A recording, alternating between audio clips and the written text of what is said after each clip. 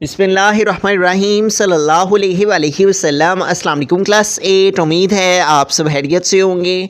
आज हम करेंगे यूनिट 1 की एक्सरसाइज 1.10 के क्वेश्चन नंबर 10 एंड 11 को। इससे कबल हम प्रीवियस वीडियोस में एक्सरसाइज 1.10 के क्वेश्चन नंबर 1 to 9 क्वेश्चंस तक डिटेल से इन तमाम क्वेश्चंस को डिस्कस कर चुके हैं। इन तमाम के लिंक्स मैंने डिस्क्रिप्शन में दे दिए हैं, आप इनसे रिलेटेड भी लेक्चर ले सकते हैं। एक्सरसाइज 1.10 के क्वेश्चन नंबर 10 की जानिब चलते हैं। क्वेश्चन नंबर 10 है the cost of levelling the ground of a circular region at a rate of 2 rupees per square metres is 4928 rupees. Find the radius of the ground. तो इस question में वो कह रहा है कि एक सर्कुलर रीजन है, ठीक है, यानी गोल शक्ल में हमारे पास ग्राउंड है, ज़मीन है, और उसकी जो लेवलिंग की कॉस्ट है वो 2 रुपीज़ पर स्क्वायर मीटर के हिसाब से 4928 रुपीज़ बनती है। Find the radius of the ground. इस ग्राउंड का कितना रेडियस होगा। अब जो रेडियस है वो ये होता है कि सर्कल के सेंटर से इस बाहर वाले पॉइंट तक का जो डिस्टेंस होता है, ठीक है, यानी सर्कल के सेंटर से बाहर वाली जो हमारी बाउंड्री लाइन है उस तक जो डिस्टेंस होता है उसे हम रेडियस कहते हैं, ठीक है। ये रेडियस हमने फाइंड करना है कि ऐसी ग्राउंड जिसकी सर्कुलर रीजन के लेवलिंग की cost 2 rupees per square metre है और टोटल कॉस्ट 4928 है, तो ऐसी ग्राउंड का जो रेडियस है वो कितना होगा जिस पर वो इतनी कॉस्ट के हिसाब से जो सा है ना वो हमें रेट दे रहा है। तो अब हमें क्या करना है, यहाँ पे सबसे पहले हमारे पास जो शेप है वो सर्कुलर शेप है। तो जो सर्कुलर शेप होती है, एरिया ऑफ सर्कुलर रीजन, उसका फार्मूला हम यहाँ पे लिखेंगे एरिया ऑफ सर्कुलर रीजन, और वो हमारे पास इक्वल होता है पाई आर स्क्वायर के, ठीक है। किसी भी सर्कुलर शेप का अगर एरिया फाइंड करना हो तो उसका एरिया फाइंड करने का फार्मूला होता है पाई आर स्क्वायर। अब हमें ये फार्मूला यूज़ करना है क्योंकि इसके अंदर आर मौजूद है, क्योंकि हमें आर फाइंड करना है, ठीक है। अब ऐसी सूरत में हमें यहाँ पे एक फार्मूला अप्लाई करना है कि जब भी हमारे पास एरिया दिया हो, ठीक है, और कॉस्ट दी हो, तो कॉस्ट इक्वल होती है एरिया मल्टीप्लाई रेट के, एरिया मल्टीप्लाई रेट, ठीक है। अगर आपने कॉस्ट फाइंड करनी हो या इन तीनों में से कोई सी भी एक चीज़ फाइंड करनी हो और दो चीज़ें गिवन हो तो ये फार्मूला यूज़ किया जाता है। किसी भी चीज़ की जो कॉस्ट है वो कैसे फाइंड होती है, उसका जो एरिया टोटल होता है उसको उसके रेट के साथ मल्टीप्लाई कर दिया जाए तो पता चल जाता है कि कितनी कॉस्ट उस काम पे आएगी, ठीक है।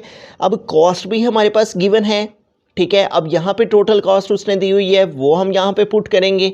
एरिया चूँकि ये सर्कुलर शेप है, सर्कुलर रीजन है, तो एरिया हमारे पास, एरिया का फार्मूला जो होता है पाई आर स्क्वायर, वो यहाँ पे पुट करेंगे। मल्टीप्लाई रेट, अब रेट यहाँ पे उसने दिया हुआ है eight a rate of 2 rupees per square metre. तो ये वो एक फार्मूला है जिस एक फार्मूला से हम इस क्वेश्चन से जो चीज़ फाइंड करनी है, find the radius of ground, वो फाइंड कर पाएंगे। तो अब ये फार्मूला हमें याद रखना है, किसी भी चीज़ की कॉस्ट फाइंड करने के लिए उसके एरिया को रेट के साथ मल्टीप्लाई कर दिया जाता है। अब सारी वैल्यूज़ यहाँ पे पुट करते हैं। कॉस्ट हमारे पास है 4928, तो कॉस्ट की प्लेस पे आ गया 4928 इज़ इक्वल टू एरिया। अब यहाँ पे एरिया चूँकि सर्कुलर रीजन है तो एरिया ऑफ सर्कुलर रीजन वो है पाई आर स्क्वायर, तो एरिया का फार्मूला यहाँ पे लगा देंगे पाई आर स्क्वायर, क्योंकि एरिया तो हमारे पास है नहीं लेकिन एरिया का फार्मूला हमारे पास ज़रूर मौजूद है, वो हम यहाँ पे लगाएंगे। मल्टीप्लाई रेट है, तो रेट यहाँ पे दिया हुआ है eight a rate of 2 rupees है, ठीक है, तो रेट की प्लेस पे आ गया 2। अब यहाँ पे देखें तो ये जो 2 है वो इस वैल्यू के साथ मल्टीप्लाई कर रहा है, तो ये इधर आके डिवाइड हो जाएगा। 4928 divided by 2 is equal to pi r square, ठीक है। अब यहाँ पे देखें हमारे पास ये वैल्यू 2 पे डिवाइड हो रही है, इसको 2 पे डिवाइड कर लेते हैं। 4928 इसको डिवाइड कर लेंगे 2 पे, 2 टाइम 4, ठीक है, 9 को नीचे उतार लेंगे, फिर 2 4 टाइम 8, ठीक है, 9 में से 8 माइनस किया 1 आ गया, इस 2 को नीचे उतार लिया 12 हो गए, 2 6 टाइम 12, ठीक है, और इस 8 को नीचे उतार लिया तो 2 4 टाइम 8, ठीक है। तो इस तरह से ये कम्प्लीटली तौर पे वैल्यू डिवाइड होगी 8 माइनस 8 0, तो 2 1 टाइम 2, और 2 का टेबल 2 4 6 4 टाइम रीड करें, 2 4 6 4 टाइम रीड करें तो आ जाता है 4928। तो इस तरह से हमारे पास 2 4 6 4 इक्वल आ गया पाई आर स्क्वायर के, ठीक है। अब हमें तो आर फाइंड करना है, तो इसके साथ ये जो पाई है ये इधर मल्टीप्लाई कर रहा है, तो अगर एक वैल्यू एक तरफ मल्टीप्लाई हो रही हो तो दूसरी तरफ जाके वही वैल्यू डिवाइड हो जाती है। 2464 और डिवाइड आ जाएगा पाई, ठीक है, is equal to r square. अब यहाँ पे हमें पाई की जो वैल्यू है वो पुट करनी है। हमें मालूम है कि पाई इक्वल होती है 22/7 के, ठीक है। पाई की वैल्यू हमें ज़ुबानी याद रखनी है। अब पाई की वैल्यू को यहाँ पे पुट करेंगे 2464 डिवाइड में पाई की वैल्यू क्या है 22/7, तो आ गया 22/7 is equal to r square. अब यहाँ पे देखें तो हमारे पास जो वैल्यू है 2464 ये डिवाइड कर रही है हमारी वैल्यू 2464, तो इसको हम डिवाइड लिखेंगे, ठीक है। ये हमारे पास डिवाइड आ गया और डिवाइड के बाद क्या है 22/7, ठीक है, और इज़ इक्वल टू क्या है आर स्क्वायर, तो इज़ इक्वल आ गया आर स्क्वायर, ठीक है। हमने क्या किया है, ये जो डिवाइड था, ठीक है, इसको डिवाइड को इस फॉर्म में लिखा और नीचे क्या है 22/7, तो इसको आगे लिख दिया, ठीक है। अब इसको आगे मज़ीद सिंप्लीफाई करते हैं तो जो डिवाइड है वो हमारा मल्टीप्लाई में चेंज हो जाएगा। 2464 जब भी डिवाइड को मल्टीप्लाई में चेंज करें तो नेक्स्ट वैल्यू का रेसिप्रोकल हो जाता है, यानी नीचे वाली वैल्यू ऊपर चली जाती है और ऊपर वाली वैल्यू नीचे आ जाती है। 7 ऊपर चला जाएगा, 22 नीचे आ जाएगा, is equal to r square. अब यहाँ पे देखें ये 22 है, ये 2464 है, तो अगर हम इन दोनों को देखें तो ये 2 के टेबल पे डिवाइड हो जाती हैं वैल्यूज़। 2 1 टाइम 2, 2 1 टाइम 2, ठीक है। 2 11 टाइम 22 आ गया, 2 1 टाइम 2, 2 2 टाइम 4, 2 3 टाइम 6 और 2 2 टाइम 4, ठीक है। तो क्या आ गया 1232 multiply 7/11 is equal to r square. अब यहाँ पे देखें ये जो वैल्यू है ये दोबारा से 11 के टेबल पे डिवाइड हो जाएगी, ठीक है। इसको डिवाइड करके इधर साइड पे चेक कर लेते हैं, 1 2 3 2, इसको डिवाइड करते हैं 11 से, यहाँ 12 है, 11 1 टाइम 11, तो 2 में से 1 माइनस किया 1 आ गया, 1 में से 1 0, उसको नहीं लिखेंगे, इस 3 को नीचे उतार लिया, 13 हो गए। 11 2 टाइम 22 हो जाएगा, लिहाजा 11 1 टाइम ही करेंगे। फिर 3 में से 1 माइनस किया 2 आ गया, 1 में से 1 0, 1 नहीं लिखेंगे, इस 2 को नीचे उतार लेंगे। अब हमारे पास 22 हो गया है। अब 11 का टेबल 2 टाइम रीड करें तो 11 2 टाइम क्या आ जाता है 22 आ जाता है। तो इट मीन्स के 1 2 3 2 को 11 पे डिवाइड किया जाए तो ये कम्प्लीटली तौर पे 112 के साथ डिवाइड हो जाता है। 11 1 टाइम 11 और 11 112 टाइम 1 2 3 2 और बाकी क्या रह गया 112 मल्टीप्लाई 7, ठीक है, is equal to r square. अब हम 7 को 112 के साथ मल्टीप्लाई कर देंगे, 112 मल्टीप्लाई बाय 7, 7 2 टाइम 14, 4 आ गया, 1 कैरी चला गया, 7 1 टाइम 7 और 1 कैरी ऐड किया 8 और लास्ट में 7 1 टाइम 7, तो यूँ इन दोनों की मल्टीप्लिकेशन से क्या आ गया 784 is equal to r square. हमें तो आर चाहिए, रेडियस चाहिए, इसके ऊपर स्क्वायर है तो इसको ख़त्म करने के लिए हम दोनों साइडों पे स्क्वायर रूट ले लेंगे, ठीक है। ये स्क्वायर रूट से कट हो जाएगा, आर इज़ इक्वल टू, अब इस वैल्यू का हम स्क्वायर रूट फाइंड कर लेते हैं डिवीजन मेथड से, ठीक है। तो हमारे पास 784, इसका डिवीजन मेथड से स्क्वायर रूट फाइंड करेंगे। सबसे पहले पेयर्स बना लेंगे, एक पेयर 84 का, सेकंड पेयर 7 का। अब हमें 7 चाहिए तो 2 2 टाइम 4, 2 3 3 टाइम 9 हो जाएगा, इसलिए 2 का टेबल यूज़ करेंगे। 2 2 टाइम क्या आ गया 4। अब 7 से 4 माइनस किया तो 3 आ गया। नेक्स्ट 8 4 के पेयर को ड्रॉप कर लेंगे और इस 2 में 2 को प्लस करेंगे तो क्या आ जाएगा 4। अब 4 के साथ हमें सेम नंबर लेके मल्टीप्लिकेशन करनी है कि हमारे पास 384 आ जाए, ठीक है। तो अगर हम 4 के साथ जो है वो 6 को लेके मल्टीप्लाई करें तो 6 6 टाइम 24, तो ये 4 यहाँ पे आ गया, ठीक है, और 2 जो है वो कैरी चला गया। 6 4 टाइम 24 और 24 में 2 प्लस किए तो हमारे पास आ गया 26। तो ये वैल्यू बहुत स्मॉलर है। हम आगे चलेंगे 4 के साथ, अगर हम 8 को लेके मल्टीप्लाई करें तो 8 टाइम 64, तो ये 4 यहाँ पे हमने लगाया, 6 कैरी चला गया। 8 4 टाइम 32 और 32 में 6 ऐड करेंगे तो 38 हो जाएंगे।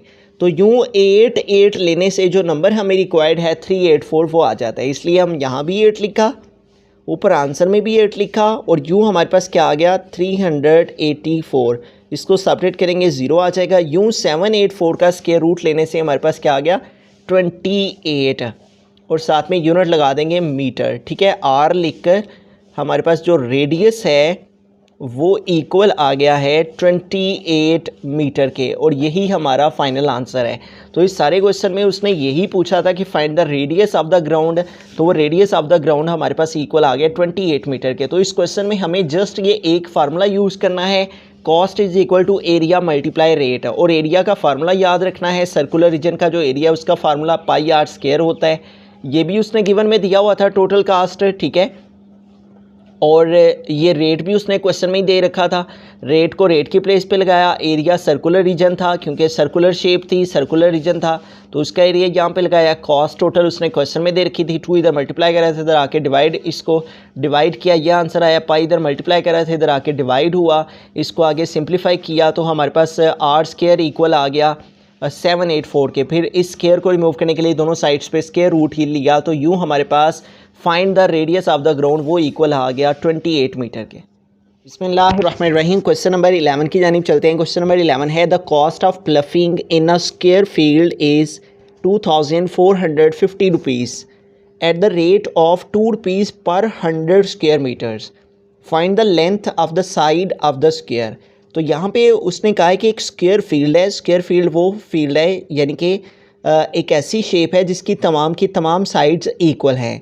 उस खेत में हल चलाने का, प्लफिंग कहते हैं हल चलाने को, हल चलाने का जो खर्च है, कॉस्ट है, टोटल कॉस्ट है वो 2450 रुपीज़ है, जबकि जो रेट दिया हुआ है वो 2 रुपीज़ पर 100 स्क्वायर मीटर का दिया हुआ है। Find the length of the side of the square. तो ये जो स्क्वायर शेप है इसकी उसने कहा है लेंथ फाइंड करें इसकी साइड की, ठीक है। अगर हम लेट कर लेते हैं कि इसकी जो लेंथ की साइड है वो x है, ठीक है। Let the side of the square, जो हमारे पास स्क्वायर फील्ड है उसकी जो साइड है, साइड की लेंथ है वो हमने लेट कर लिया x है, ठीक है। जो चीज़ हमने फाइंड करनी है, find the length of the side of the square. अब जो स्क्वायर शेप होती है उसका जो एरिया है, एरिया ऑफ स्क्वायर वो इक्वल होता है लेंथ मल्टीप्लाई लेंथ के, ठीक है। यानी कि जब भी हमारे पास कोई स्क्वायर शेप हो और उसका हमें एरिया फाइंड करना हो, स्क्वायर शेप का जो एरिया है उसको फाइंड करने के लिए हम लेंथ को उसकी लेंथ के साथ मल्टीप्लाई करते हैं। अगर इसकी एक साइड की लेंथ x है तो दूसरी भी x है, क्योंकि तमाम की तमाम साइड्स इक्वल होती हैं। तो x मल्टीप्लाई x, तो इस तरह हमारे पास जो एरिया है स्क्वायर फील्ड का वो इक्वल आ गया। x को x से मल्टीप्लाई किया तो बेस सेम है, पावर्स ऐड हो गई, तो x और x स्क्वायर आ गया, ठीक है। तो अब ये तो हमारे पास आ गया एरिया। अब अगली चीज़ उसने हमें दी हुई है टोटल कॉस्ट, उसने दी हुई है कि हल चलाने की टोटल कॉस्ट इतनी है, लेकिन यहाँ पे जो रेट दिया हुआ है वो प्रीवियस क्वेश्चन से डिफरेंट तरीके से दिया हुआ है। प्रीवियस क्वेश्चन में जस्ट रेट इक्वल था 2 रुपीज़ के, तो हमने रेट की जगह 2 लगा दिया था, लेकिन यहाँ पे उसने जो रेट दिया हुआ है वो 2 रुपीज़ पर 100 स्क्वायर मीटर के हिसाब से दिया हुआ है। अब यहाँ पे इस बात को समझने के लिए हम रेट को जो है वो थोड़ा सा सिंप्लीफाई करेंगे। रेट इक्वल है किसके, 2 रुपीज़ 2 पर 100 स्क्वायर मीटर्स, पर 100 स्क्वायर मीटर्स, ठीक है। अब ये जो पर 100 स्क्वायर मीटर है इसको थोड़ा हमें सिंप्लीफाई करना होगा। रेट इज़ इक्वल टू ये 2 आ गया, पर का मतलब है डिवाइड, और नीचे आ गया 100, ठीक है। 2 पर मीन डिवाइड, और किससे डिवाइड करना है इसको, 100 से, ठीक है। रेट इज़ इक्वल टू, तो 2 को हम 100 पे डिवाइड कर लेते हैं, 2 डिवाइडेड बाय 100। अब 100 ग्रेटर है, 2 स्मॉलर है, इसको बड़ा करने के लिए यहाँ पे पॉइंट लगाया, यहाँ पे 0। अभी भी हमारे पास ये वैल्यू छोटी है, ये बड़ी है, एक 0 इधर भी लगाएंगे, एक 0 फिर इधर लगाएंगे। अब 100 का टेबल 2 टाइम रीड करें तो 100 2 टाइम 200, तो इस तरह से हमारे पास 2 को 100 पे डिवाइड करने से क्या आ गया, 0.02, ठीक है। ये हमारे पास आ गया है रेट। एरिया भी आ गया हमारे पास, रेट भी आ गया, और टोटल कॉस्ट उसने हमें दी हुई है। अब जो हमने फार्मूला प्रीवियस क्वेश्चन में यूज़ किया था उसी को हम यहाँ पे लगाएंगे कि जब भी हमें टोटल कॉस्ट किसी भी चीज़ की फाइंड करनी हो तो उसका फार्मूला इक्वल होता है उस शेप का एरिया, उसको मल्टीप्लाई कर दें रेट के साथ, ठीक है। यानी जब भी हमें किसी भी शेप की टोटल कॉस्ट किसी भी काम के लिए फाइंड करना हो तो उसके एरिया को उसके ऊपर जो रेट होता है एरिया और रेट को मल्टीप्लाई कर दें तो टोटल कॉस्ट निकल आती है। अब हमारे पास टोटल कॉस्ट ने हमें क्वेश्चन में दी हुई है, टोटल कॉस्ट ऑफ प्लफिंग वो है 2450, तो कॉस्ट की प्लेस पे हम लिख दिया 2450 इज इक्वल टू एरिया। अब यहाँ पे एरिया, चूँकि यहाँ पे find the length of the side of the square, यहाँ पे स्क्वायर फील्ड की बात हो रही है, तो इसलिए हमने जो एरिया स्क्वायर शेप का फाइंड किया है वो है एक्स स्क्वायर। तो एरिया की प्लेस पे हम लिखेंगे एक्स स्क्वायर, क्योंकि यहाँ पे शेप जो है वो स्क्वायर शेप है, उसका एरिया हमने स्टार्ट में यहाँ पे फाइंड किया है, मल्टीप्लाई रेट है। ठीक है, अब रेट हमने यहाँ पे फाइंड किया है वो इक्वल आया है 0.02 के, 0.02 के, तो रेट की प्लेस पे हमने रेट को पुट कर दिया। अब इसको आगे मज़ीद सिंप्लीफाई करते हैं। ठीक है, अब यहाँ पे देखें तो ये जो वैल्यू है 0.02 ये इधर मल्टीप्लाई कर रही है, तो इधर आके ये डिवाइड हो जाएगी। तो ये वैल्यू इधर मल्टीप्लाई कर रही है, इधर आके डिवाइड हो जाएगी, तो हम लिखेंगे divide 0.02 is equal to x square. अब यहाँ पे देखें तो ये वैल्यू डेसिमल में है, तो हमारे पास अगर डिनोमिनेटर में डेसिमल में वैल्यू हो 2450 डिवाइड, इसका डेसिमल रिमूव करने के लिए हम इसको विदाउट डेसिमल लिखेंगे, यानी इसके डेसिमल के साथ नहीं लिखेंगे, और ऊपर मल्टीप्लाई लगा के इस डेसिमल की प्लेस पे हम ऊपर 1 लिखेंगे, और इसके आगे 2 नंबर्स हैं तो 2 0 लगा देंगे। ठीक है, तो इस तरह से इसका ये जो पॉइंट है वो ख़त्म हो गया। हमारे पास 0.02 था, इसका पॉइंट ख़त्म करने के लिए हमने इसे बगैर पॉइंट के लिखा, यानी 0.02 था, डेसिमल में था, तो बगैर पॉइंट के 2 आ गया, और ऊपर न्यूमरेटर में इस पॉइंट की जगह पे ऊपर हमने 1 लगाया, और इसके आगे 2 नंबर थे तो 2 0 लगा गए। इस तरह से इसका पॉइंट ख़त्म करके हमने ये वैल्यू लिख दी। अब इसको आगे सॉल्व करें तो इसकी कटिंग कर लेते हैं, 2 1 टाइम 2, 2 5 टाइम 10 और 2 0 टाइम 0, तो इस तरह 50 टाइम 100। तो हमारे पास क्या रह गया रिमेनिंग, इसको हम यहाँ पे लिख लेते हैं। हमारे पास जो रिमेनिंग वैल्यू आ गई है वो है 2450 multiply 50, 2450 multiply 50 is equal to x square. अब इसको हम 2450 को 50 के साथ मल्टीप्लाई कर लेते हैं, 2450 मल्टीप्लाई बाय 50, तो 0 के साथ मल्टीप्लाई किया, 0 0 टाइम 0, फिर 0, फिर 0 4 टाइम 0, 0 2 टाइम 0, यहाँ पे क्रॉस यूज़ करेंगे, 5 0 टाइम 0, 5 5 टाइम 25, तो ये 5 यहाँ पे आ गया, 2 कैरी चला गया, 5 4 टाइम 20, 20 में 2 प्लस किया 22, 22 का 2 यहाँ पे आ गया, और अगला 2 कैरी चला गया, 5 2 टाइम 10 और 2 प्लस किए तो 12, तो यूँ हमारे पास 0 0 प्लस 0 0, 0 प्लस 5 5, 0 प्लस 2 2 और 2 एंड 1। तो इस तरह से हमारे पास इन दोनों की मल्टीप्लिकेशन से क्या आ गया, 122 500, 122 500 is equal to x square. R लिखकर एक्स स्क्वायर को हम इस साइड पे लिख देंगे, और 122 500 को इस जानिब लिख देंगे। अब हमें तो x की वैल्यू रिक्वायर्ड है, ठीक है, क्योंकि उसने कहा है find the length of the side, एक साइड की लेंथ। अब जो एक साइड की लेंथ होगी वही दूसरे की होगी, तो हमें ये जो स्क्वायर है इसको रिमूव करने के लिए दोनों साइड्स पे स्क्वायर रूट ले लेना है। इधर भी स्क्वायर रूट आ गया और इधर भी 122 500 के ऊपर स्क्वायर रूट आ गया। ठीक है, ये स्क्वायर इस स्क्वायर रूट से कैंसिल, और इस तरह से हमारे पास x इक्वल आ गया। अब इस वैल्यू का स्क्वायर रूट फाइंड करते हैं, 122 500, और इसका स्क्वायर रूट फाइंड करते हैं हम डिवीजन मेथड को यूज़ करते हुए। ठीक है, यहाँ पे हम इसको डिवाइड में लिख देंगे। तो अब सबसे पहला स्टेप क्या होता है, स्क्वायर रूट फाइंड करने के लिए हमें पेयर्स बनाने होते हैं। सबसे पहला पेयर हमारा 00 का, फिर 25 का, फिर 12 का। अब हमें 12 रिक्वायर्ड है, तो 3 3 टाइम करेंगे, क्योंकि 4 4 टाइम 16 हो जाता है, तो 3 3 टाइम आ गया 9, और 12 में से 9 माइनस किए तो हमारे पास आ गया 3। नेक्स्ट 25 को नीचे उतार लेंगे, और इस 3 में 3 को प्लस किया तो हमारे पास आ गया 6 है। अब 6 के साथ हमें यहाँ पे सेम नंबर लेके मल्टीप्लिकेशन करनी है कि 3 2 5 या इसके नियरेस्ट कोई वैल्यू आ जाए। तो अगर हम इसके साथ 4 4 को लें तो 4 4 टाइम 16, 6 आ गया, 1 कैरी चला गया, 4 6 टाइम 24 और 1 ऐड किया तो 25, 256 आ रहा है। अगर हम 5 5 लेते हैं तो 5 5 टाइम 25, तो ये 5 यहाँ पे आ गया, और 2 जो है वो कैरी चला गया, 5 6 टाइम 30, और 30 में 2 प्लस किए तो 32। तो यूँ देखें, अगर 6 के साथ हम 5 5 लें और 5 5 लेके मल्टीप्लाई करें तो एग्जैक्टली जो वैल्यू हमें रिक्वायर्ड है 325 वो आ जाती है। इसलिए हम यहाँ भी 5 लिखा, ऊपर आंसर में भी 5 लिखा, और 5 5 लेने से क्या आ गया, 325 जो नंबर हमें रिक्वायर्ड है वो आ गया। इसको सेपरेट करेंगे तो 0 आ जाएगा। ये जो पेयर है 0 0 का, इसको हमने ड्रॉप कर लिया। अब ये जो नंबर यहाँ पे आ रहा होता है 5, इसमें हमें 5 को ही प्लस करके नीचे लिखना होता है। तो 5 में 5 ऐड किया 10, 0 1 कैरी और 6 + 1 क्या आ गया 7। तो इस तरह यहाँ क्या आ गया 70।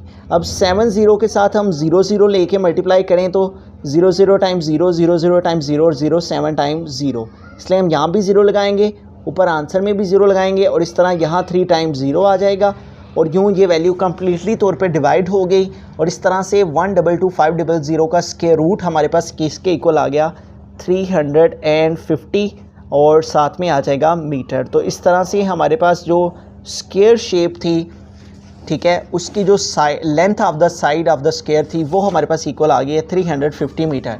तो इस क्वेश्चन में उसने हल चलाने की टोटल कॉस्ट दी थी और rate 2 rupees per 100 square metre के हिसाब से दिया था।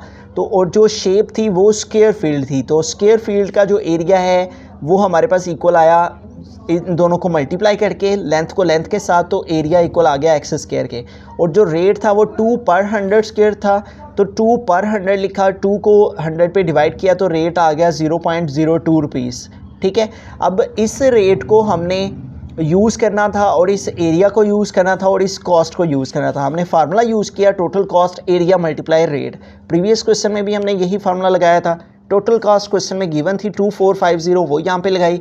एरिया स्क्वायर शेप का इक्वल आया एक्स स्क्वायर के, ठीक है, वो हमने यहाँ पे लगाया। रेट हमने फाइंड किया उसकी जो स्टेटमेंट थी उसके अकॉर्डिंग और रेट आया 0.02, उसको यहाँ पे पुट किया, इधर मल्टीप्लाई कर रहे थे, इधर आके डिवाइड। इसका डेसिमल खत्म करने के लिए इसको बगैर डेसिमल के नीचे 2 लिखा, ऊपर 100 लगाया, डेसिमल खत्म हो गया। कटिंग की तो हमारे पास एक्स स्क्वायर इक्वल आ गया 1222500 के। हमें एक्स स्क्वायर नहीं बल्कि एक्स की वैल्यू चाहिए थी, इसलिए दोनों साइड्स पे स्क्वायर रूट लिया और इस वैल्यू का स्क्वायर रूट फाइंड किया तो वो आ गया 350 मीटर।